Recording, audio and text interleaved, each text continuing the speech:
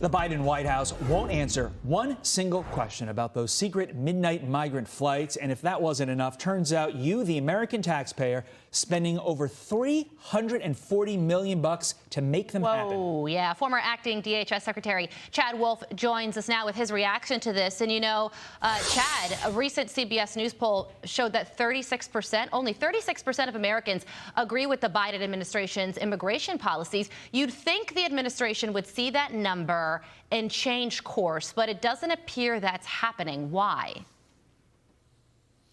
Well, I think that's a great question. And what we've seen for 12 months is a border in crisis and an administration that is not offering any new policies to solve that crisis. Instead, they continue to double down on a failed strategy that is not upholding the rule of law, that is overwhelming the system, which is why you have these flights in the middle of night to all communities across the country.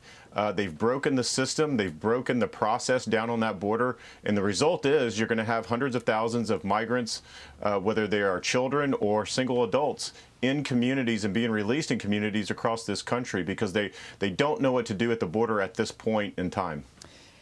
Does anyone else besides the White House think that taking these migrants and distributing them throughout the country is a good idea? Because I talked to both Democrats, Republicans, Independents. Nobody that I have spoken to thinks that's a smart idea.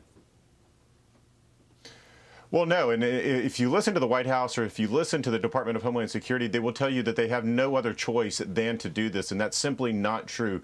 There is another way. There is another strategy to secure that border. We did that under the Trump administration. There are policies that you can put in place that deter the illegal apprehensions that Border Patrol is encountering in historic numbers each and every month. So there are other solutions. We left them a playbook when we handed over power in January of 2021. So they do have options. And the option of simply allowing individuals, this catch and release and allowing individuals into communities across this country should not be the first option. And unfortunately, with this administration, that's exactly what they've gone to, and it's what they've been doing for the past 12 months. They've been doing these flights for 12 months, and I'm glad, you know, now that there's some publicity on them. Yeah, and you know, when Jen Psaki was asked about this, she said that, you know, this flight took place in August. The footage that we were just showing is old. Do you think that these flights are still happening? $340 million is a lot of money, and I think that's one of the reasons why the president's poll numbers on this issue is so low. Well, absolutely, they're happening because you just look at the numbers month after month, and in December, over 170,000 illegal apprehensions, and the vast majority of those folks, again, were being released into the United States. So absolutely, these flights are continuing each and every day. And look, to be clear, during the Trump administration, we also moved migrants around the country, but we did it for a very different reason. We did that to detain them and to deport them, versus what the Biden administration is doing, which is moving them around and releasing them into the United States. So two very different purposes, but absolutely the flights are continuing.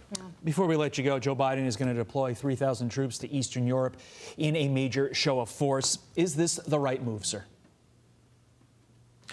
Well, look, I think at the end of the day, Ukraine is a sovereign nation. They are not part of NATO, so we have to be very careful about having Putin drag us into this issue. This is an issue for Europe to solve, and we need presidential leadership to push European leaders to solve this issue without the U.S. committing a vast number of troops there. And unfortunately, we don't see that today, and we need to make sure that we keep our eye on the ball. Understood. China is the real threat, and not Ukraine at the end of the day. That's right. Chad Wolf, thank you so much for joining us. We so appreciate it. Thank you.